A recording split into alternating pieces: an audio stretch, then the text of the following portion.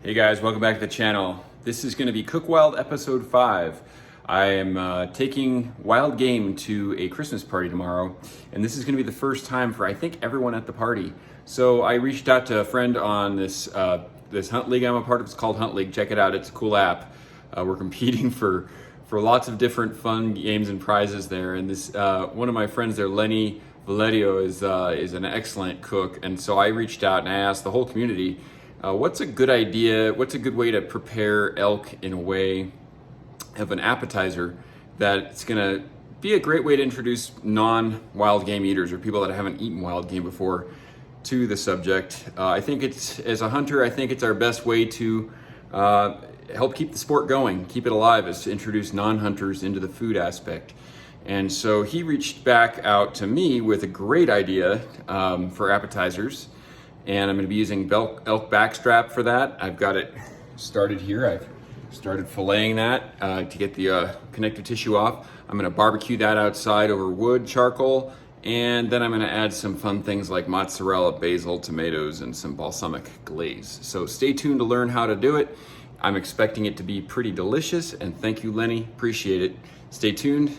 Here we go. So I always freeze my back straps with this big old piece of connective tissue on. I feel it helps keep the meat sort of in place, and then it helps prevent it from freezer burn, and then I just fillet that off before I start the process. I'm gonna go ahead and take these little pieces off too, and then I'm gonna slice this into roughly 1-inch thick medallions, and that'll help make it the right thickness for a direct grilling application. We're gonna get outside. It's a white Christmas Eve out there, so we'll get that. I'm not gonna actually not use that egg. It just takes a ton of charcoal. I'm gonna use a small cast iron hibachi grill that's inside the egg to get this going.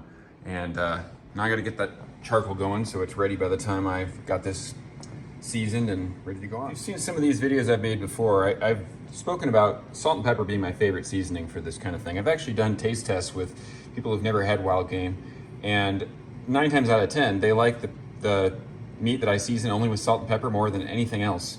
And in my opinion, my favorite seasoning is wood, the wood that it's going to be cooked on. So it gives you just a better, more balanced flavor. And then if people want to have flavor on top of that, I typically have sauces for people to dip in afterwards. So I'm just going to show you how much salt and pepper I use. Since I say I use a liberal amount, that's what I'm talking about. And I think I have probably about a teaspoon of pepper in there. That's about, I mean, I use quite a bit, but a lot of that's gonna drip and fall off in the fire. I like to press it in so that it penetrates into the meat. And then after that sits for about 20 minutes, I'm gonna rub these in olive oil as well and let it sit in the olive oil for about 10 minutes so that it soaks some of that moisture and that oil back into the meat, since it's otherwise such a dry meat. Okay, press that into the rest of these, and then same thing on the other side, same amount. Okay, while that stuff is marinating in the dry rub, salt and pepper, made myself a little path out here. Never too cold to barbecue, not even in Colorado. So this is this is a Lodge cast iron grill. I love this thing.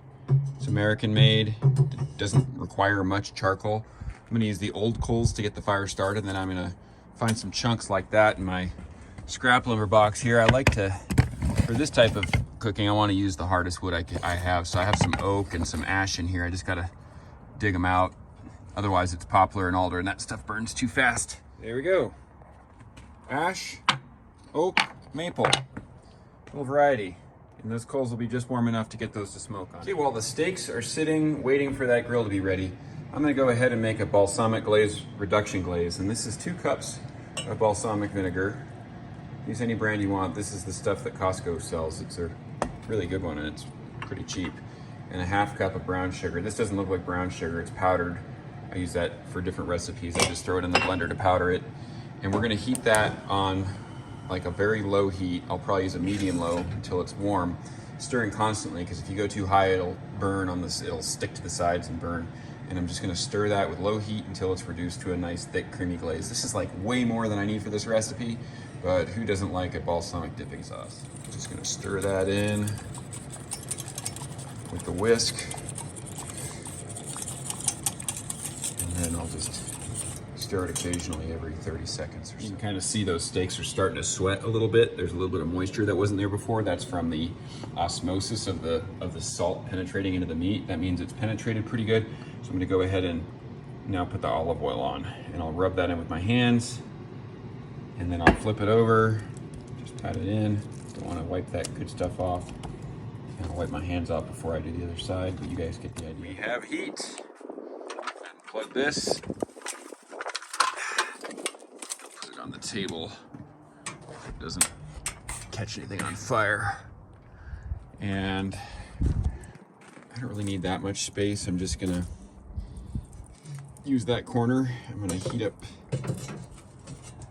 that grill top. It's gonna take a little while. Once it gets hot enough, I'll scrape it, throw these chunks on, and we'll get that cooking. One of the toppings is going to be tomato. I got these cherry tomatoes on the vine. I'm going to pull these vines off. I'll cut them into quarters, and then I'll put those to the side while we're waiting for the rest of the meat to cook. Okay, I'm going to pull that open. We're going to throw another piece of wood in there. It should be hot enough to get those on. I think I'm going to start with this piece of ash. Just put it right there in the center. And you can see a little more direct heat on this side, a little cool spot there. And I'll just sort of rotate those pieces around so they get their fair share of heat and smoke. Let's see, we should have a little sear. All right, let's see. Yes, nice little sear sound going on there. And I'm gonna cook these. Normally I'd probably cook them to 120, 125 for my preference, but since this is new, I don't know if the people I'm sharing this with are gonna be okay with medium rare. I'm gonna go medium, probably about 130. Since I'm not in a hurry, we're going with a lower heat. I went and shut that air off on the bottom and just let that smoke cook it. It's probably running only about a 300-degree temperature on the grill, there'd be my guess. And that'll also make sure it's a little bit more tender. And that'll probably make it more inviting to new palates. Keep a close eye on that out there while it's going. I don't want it flaming up, but meanwhile, I'm gonna slice these into some strips. This is fresh basil, and that's gonna give it that nice balance with that tomato on there. It'd be delicious. Sounds like we need a little more heat. Let's check the other side of this hot side. Yeah, that one needs to move. This is the cold side over here. I'm not doing too bad, but I'm gonna switch that one up there. Flip that. And it's starting to look pretty good, but we got a ways to go. It's like the coals in the back could use a little help, so I'm gonna throw this piece of red oak back there. And maple is a big chunk. It's like way more than it'll put the fire out. I'm just gonna kind of kick it off to the side here. Let the edge of it smolder. Production's going well. No burning. Tomatoes, basil done. Now I'm gonna get into these fresh mozzarella pearls. They're already pretty small, but I'm gonna cut those in half. I actually think those are the perfect size, and I have enough of them, so I'm just gonna keep them whole. Let's go check on the meat. Good stuff, perfect. Let's get those off. Usually medium is when that blood just starts to percolate, almost every time, but it is nice to use a thermometer to make sure you got it right. I'm gonna let those rest, but I mean, it looks perfect. I'm gonna give that a shot. Mamma mia. That is delicious. So it's been a little over 20 minutes, and that glaze is about 50% reduced. That's right about where I want it. It kind of sticks to the metal on the whisk there, you can see. So I'm gonna go ahead and turn it off, let it go. Right now that that's rested, I'm gonna go ahead and slice it. I wanna show you here. This is cutting across the grain. If I had cut this way, you'd have long grain and it'd be chewy. This is the way to make it tender. So I'm gonna continue cutting the rest of those, and then I'll put those in the fridge and overnight. We'll get back to this tomorrow. I don't want to make the whole thing right now because then the crackers will get soggy and so on and so forth. The glaze is all cooled off. Watch this, nice and ooey gooey. Oh yeah. Okay, now we're about to head to the holiday party, and I'm ready to set these up. I didn't want to do the preparation last night because I'm pretty sure that balsamic glaze would have probably wilted the heck out of these and made the bread all soggy. We want these to be nice and toasty. So I'm going to do all of them at once, but I'll just show you what I'm going to do on one of them. We're going to use one piece of elk, one piece of mozzarella, one piece of basil. I'll put a tomato on there, and just a tiny bit of drizzle. That's probably too much. Next time when I do all of them, I'll do it all at once. I'm gonna do a splash of olive oil as well. Maybe just a couple drops. And even though there's pepper on the steak already, I'm gonna put just a tiny bit and a little bit of salt, so that's like the first thing that hits the mouth and it bites the palate. So we'll get that going right now.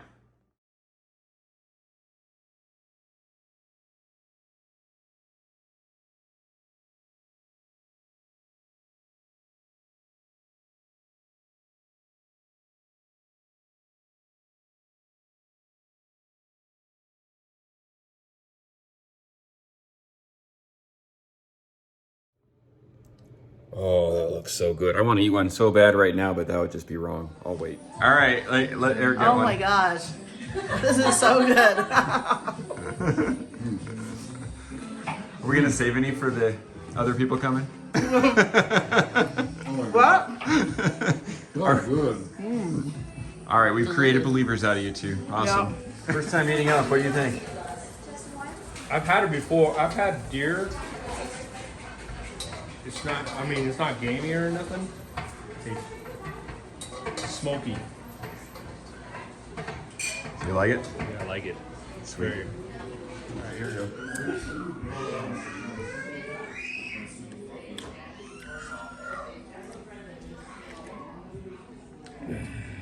It's just like smoked steak. It's smoked.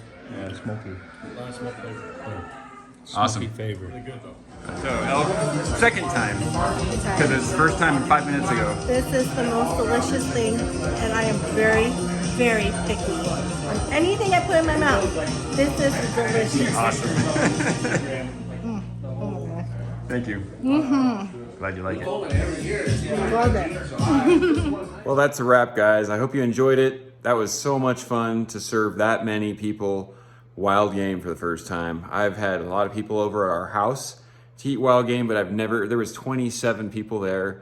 Everyone got to try it. Even people that had never even wanted to try wild game. Some people tried it not knowing that's what it was, and they were completely mind blown and converted to believers in how good this stuff is.